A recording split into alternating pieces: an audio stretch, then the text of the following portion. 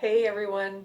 Okay, so on this Adventures with Jack video that I did, I really wanted to take a second to kind of go through what you're going to be seeing because there's a lot of stuff going on in the video, a lot of good stuff. Now, for those of you who I'm not working with from a training point of view, it's good stuff just for you to look at. But for those of you who I'm working with for training, you're probably going to recognize some stuff. And I just want to go through and point out some things that just to keep in mind while you're watching. Okay, so first, just to kind of give you an idea of what was going on at the park, there were a number of other dogs there. I put us in a place where my camera keeps slipping. I put us in a place where I felt we would have really good success with distance from dogs. But of course, dogs are moving around and coming and going through the park. So it was really cool. There were 2 dogs minimum at all times, and there were up to 6 dogs at any one time. At one point in the video, you'll hear jingling collars. That's 2 dogs entering. And you'll see a shift in Jack, which I'll talk about in a sec. So there were cyclists, there were park staff on little buggies going around, changing garbage cans. There were people, families, kids playing, all sorts of distractions. It was fantastic because I like them. They're opportunities. So at one point, yes, you're going to hear the collars coming in, the 2 dogs with the jingling collars. You'll see a shift in Jack's body language. I'll talk about that in a sec. You'll see that I'm looking around a lot. And that's so that I can be prepared to utilize distractions or to know what it is that might be causing Jack to behave in a certain way and then decide what I'm going to do. So I'm using his raw food, his breakfast, for rewarding calm on the bed. And you'll see I forgot a spoon. I had to improvise with a piece of wood. I am warming him up. That's what I'm doing on and off the bed. Oh, here goes my phone again. I'm warming him up. So I'm kind of just getting some focus from him, having him on the bed, off the bed, on the bed, just a little warm up before we get into other stuff. You'll notice Jack struggles to go back on the bed at the very beginning. That's okay. I just help him out. We're not going for perfect. We're just going for a desire to work with me and working on calm and focus in a very distracting environment. Throughout the video, you're going to see a lot of arousal up, arousal down. So that means I'm going to get off the bed, work with them, do some stuff, back on the bed, calming. So arousal down, off the bed, arousal up. I don't take them too high. This is sort of new for Jack in the sense that we don't live in a place where he sees all this action all the time. We're out of town rule. So for him, this is a lot of action, and I don't want to take him too high and expect him to be successful. So I'm just going to take him as high as I think is good and then go back to calm. So arousal down. Moving from game to game, I'm in and out of several games. Mixing and matching whatever happens to be going on and utilizing those distractions. You'll see I have both high and low value on me in each of my pouches. You'll see I'm wearing 2 pouches. Notice that my energy is calm, and that is to, I've written notes and I can barely read them, and that is to hopefully affect his energy. If we're all worried, then our dog might not be as calm as we'd like them to be. So we have to really just be calm, and that's a work in progress. I do this for a living, so I'm very confident in being calm. I know that that's a work in progress for those of you who I'm working with. The confidence will come. It will come. Slow feeding to the bed. You're going to notice that when I'm just taking the piece of kibble in and just slowly setting it down on the bed. Okay, it's going on an angle. Sorry. An angle it will stay because it probably stays better that way. Okay, so I'm airplaning him. Slow feed airplane from different directions. Notice how quiet I am through the entire video. Sometimes we talk too much. Our dogs have a difficult time knowing what to listen to if we're talking a lot. So we want to use our words wisely and so that they matter and so that our dogs can hear and so that our voice doesn't just become a big constant sound. So that's a beautiful breeze coming in and blowing everything. So notice how quiet I am. Notice that I wait and see to see if he's going to make the choices I'd like him to make and rewarding them. If I feel like I need to interject with DMT or something, I do, but then I wait and see. So that's where you can capture good choices. That's really powerful learning. Watch that the leash only ever goes tight when he pulls it. And I think he only does that once in the video, maybe twice. I keep the leash loose on purpose. You'll notice I even walk towards him to keep it loose in a couple of occasions. I want to see him make those choices. I don't want the leash to be a factor. I want that leash to almost be invisible between us. So that's really important, I think, for working with your dog. I practice direction changes in the video. As I say, I practice DMT, but then I turn it into orientation from distraction.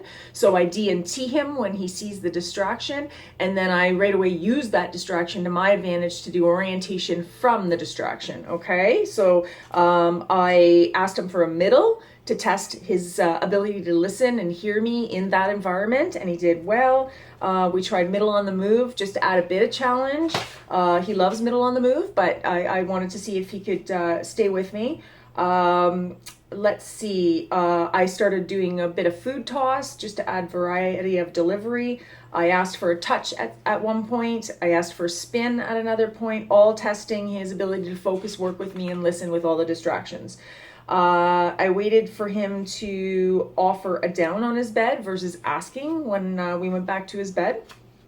Back to calm on bed, and a little bit of a brain break after the first time we get off.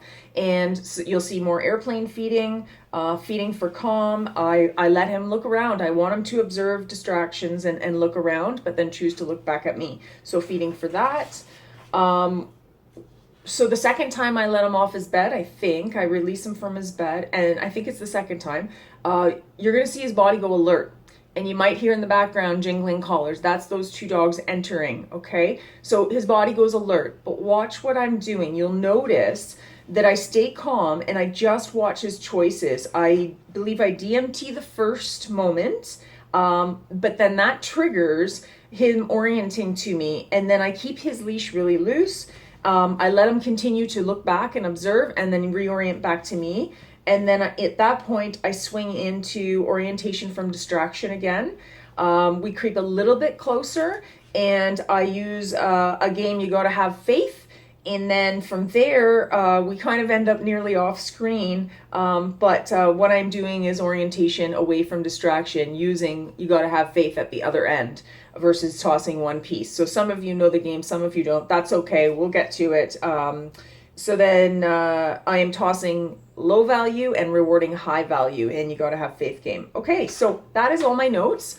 So this is going to be a long video, but enjoy it. I really wanted to do something this is still informal, definitely. But at the same time too, I really wanted to kind of point out some stuff that you can look at. So enjoy the video, and I'll see you soon.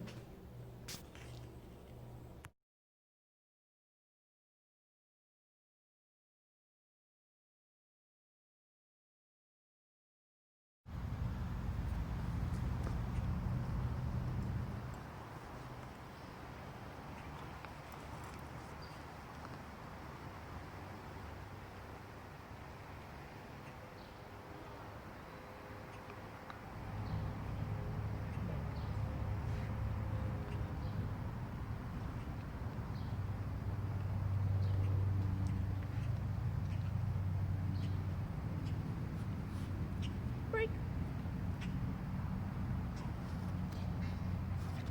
Careful.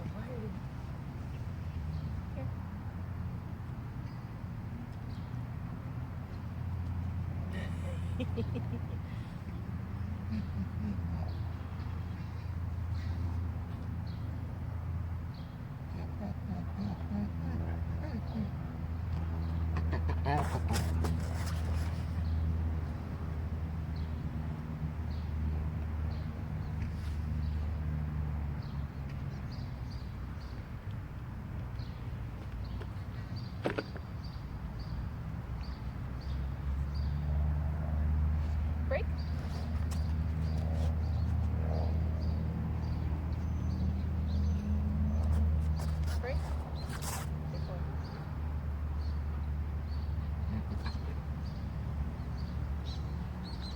Yes, good boy.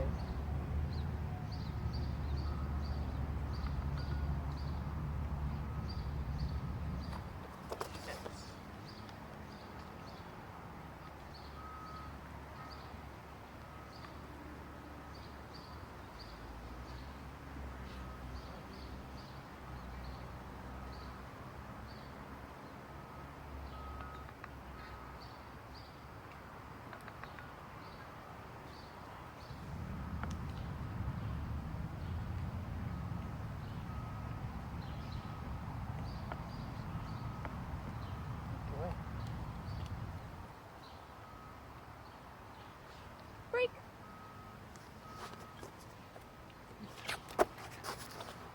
Break. Good boy.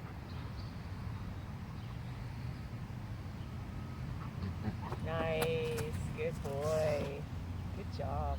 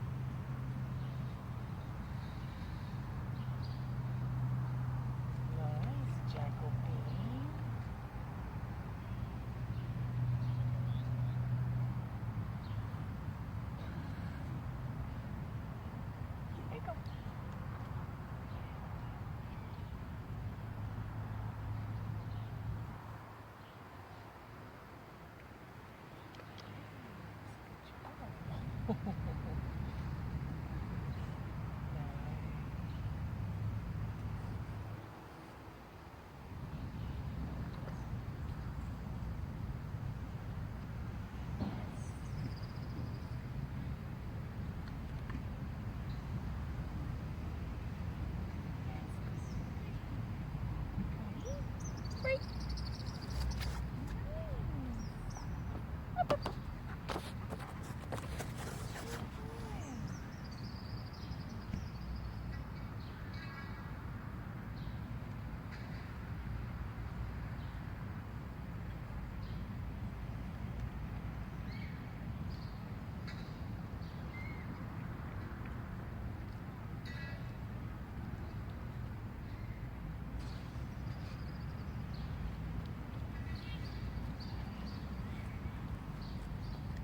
Break.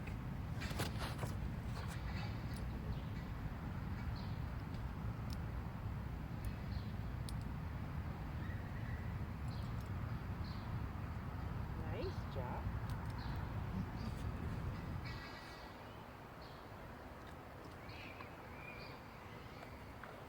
Ready? Opportunist.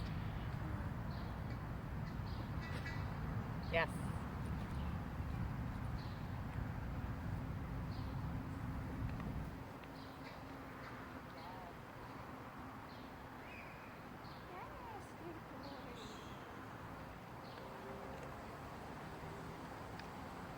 This way.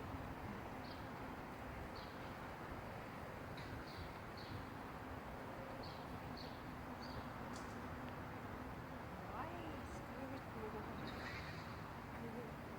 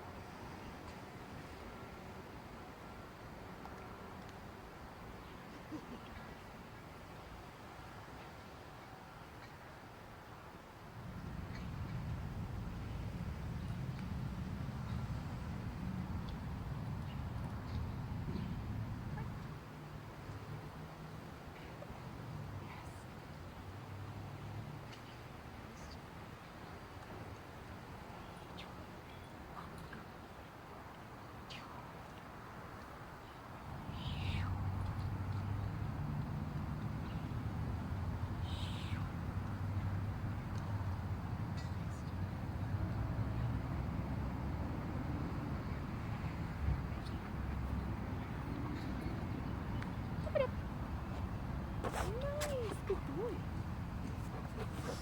Beautiful.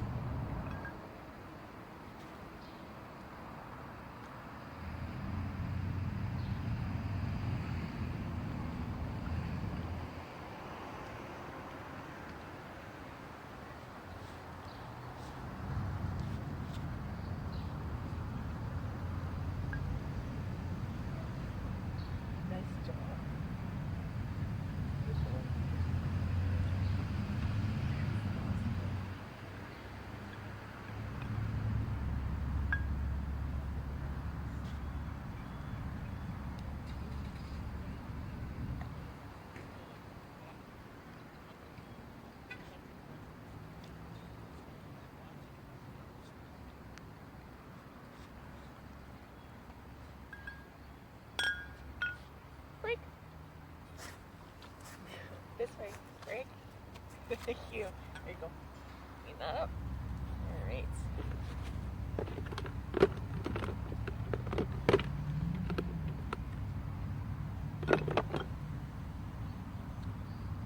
Good boy.